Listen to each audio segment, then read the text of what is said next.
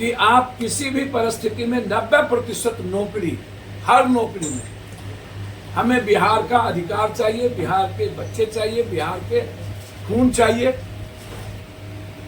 ये बीजेपी का प्रोपगंडा जब कुछ नहीं बचा 2024 में इनके लिए, जब राहुल गांधी जी ने अपने जीवन को दांव पर खेल करके मणिपुर जाते हैं और नरेंद्र मोदी जी से बड़े चेहरे के रूप में सर्वे आ जाता है, मैं इसको उचित नहीं समझता हूं। और बीजेपी के बारे में तो मेरी ये ओपिनियन है, 17 साल ये सरकार में रही और इन्हीं के हाथ में सारे विभाग थे, और वो नौकरी का 10 साल पूछेंगे तो 10 साल नौकरी से बेहतर है 1 साल भी अभी सरकार को नहीं हुई। बीजेपी 9 साल के नरेंद्र मोदी जी के 2 करोड़ सालाना नौकरी का पहले हिसाब दे दे।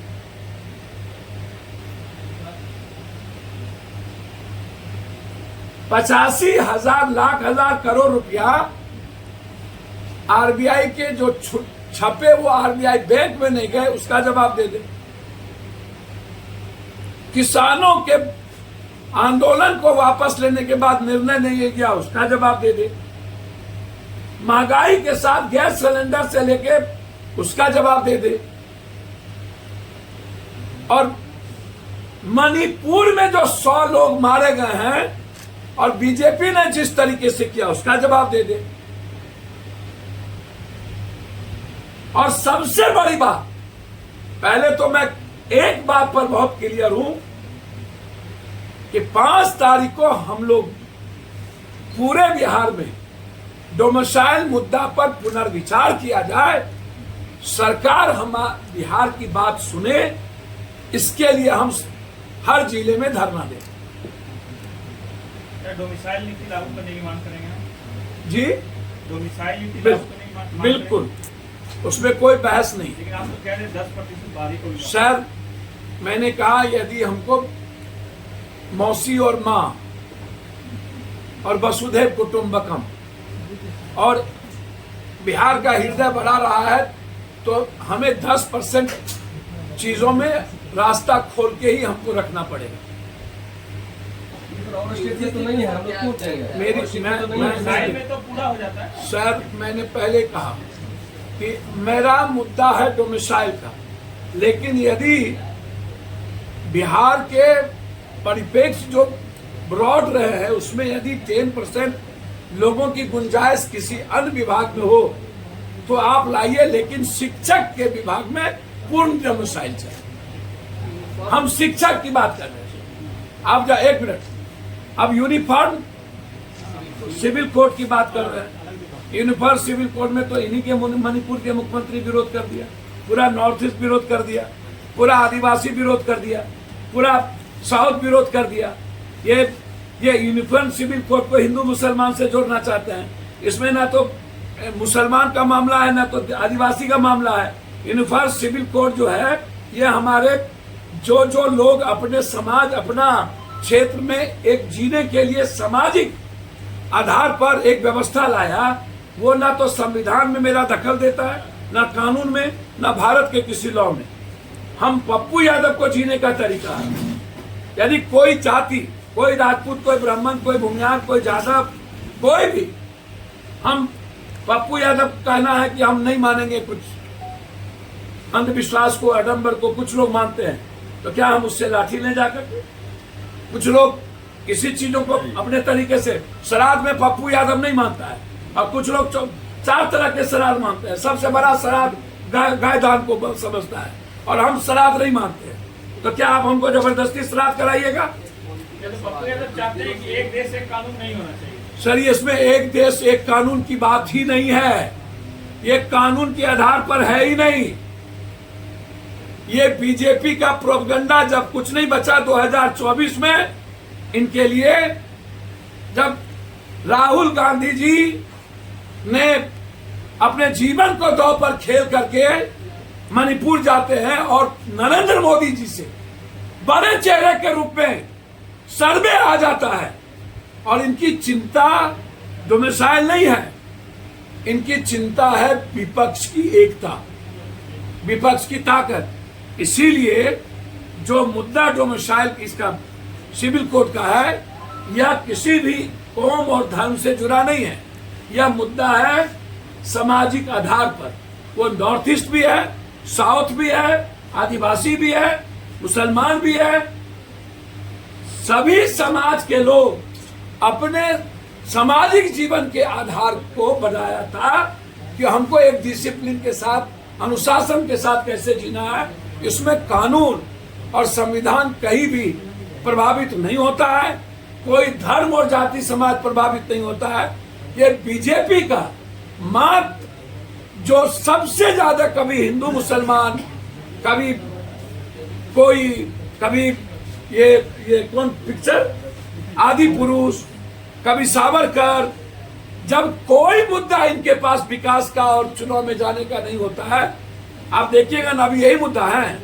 अभी आप देखिएगा पुलवामा और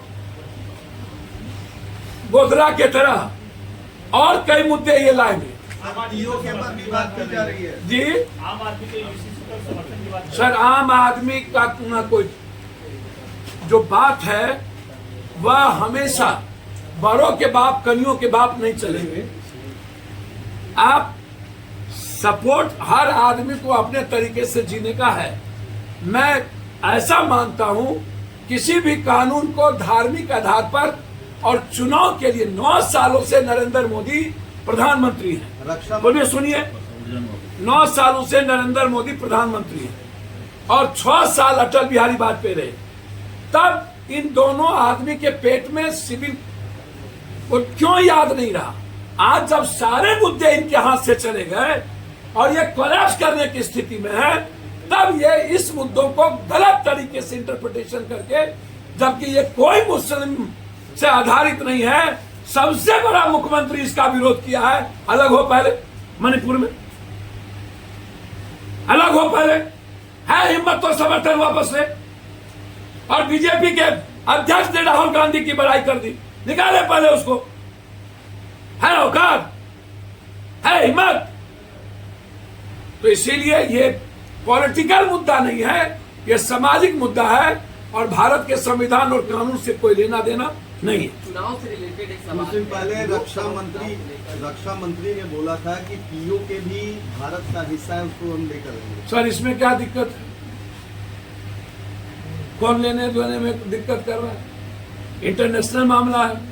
आप 9 सालों से कर क्या रहे हैं? गिदर फिरकी, आप तो हमेशा पाकिस्तान की बात करते हैं, आप तिब्बत की बात क्यों नहीं करते हैं? आप औकात है तिब्बत की बात करने में? औकात है? क्या कहते हैं, चाइना डोकलाम में परेशान कर रहा है, चाइना डोकलाम में। सर, मैं कह रहा हूं चाइना के बारे में औकात है इनको बोलने की? ये क्रिश्चियन के खिलाफ बोलेंगे, ये यूरोप के खिलाफ बोलेंगे, मिस्र में मस्जिद में नमाज पढ़ेंगे, यहाँ गाली देंगे,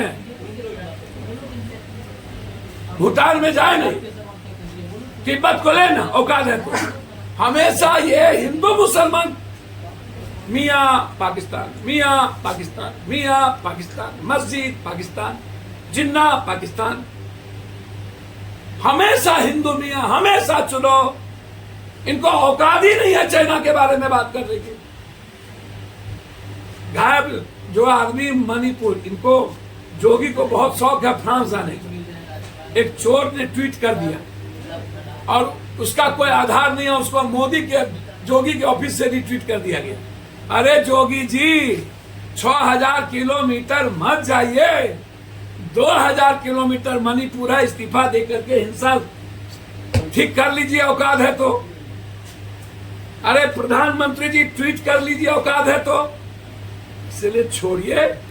अभी मुझको 2 मुद्दे थे, एक डोमिसाइल मुद्दा था और मेरा एक कंप्लीट रूप से शिक्षक में मैं कंप्लीट रूप से मैं डोमिसाइल चाहता हूं हर कीमत। मुख्यमंत्री राज्यपाल से मिल रहे हैं, तुरंत मोदी जी जा रहे हैं, लालू यादव से मिलने का समय मांग रहे हैं, क्या किस रूप में देख रहे हैं? अच्छा, ये हमको क्या थेथरोलॉजी राजनीति से कोई मतलब है भाई? कौन कब मिल रहा है? क्या मुख्यमंत्री जी को ये राइट नहीं है मिलने का? आप लोग जो अपने मन से गुटुर गुटुर गुटुर गुटुर बैठे सबको लड़ाना चाहते हैं, मेरा आग्रह है आप इस बात को समझ लीजिए। नहीं, लोग कह रहे हैं कि फिर से जा रहे हैं सर बीजेपी में।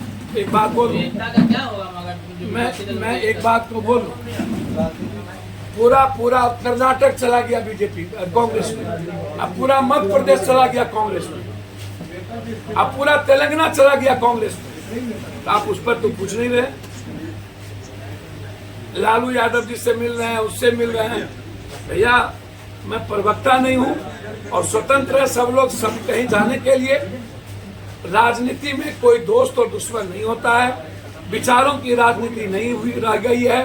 मुझे लगता है कि मैं इतना जानता हूं नीतीश कुमार जी के बारे में, जो अब उम्र है और जिस पड़ाव पर जिस विचार पर वो खड़े हैं, यहाँ से कभी भी नीतीश कुमार जी के पास अंतिम समय जो 2-4 साल की उनकी राजनीति की है, वापस होने की पप्पू यादव जितना राजनीति और व्यक्ति को समझता है कोई रास्ता भी नहीं है।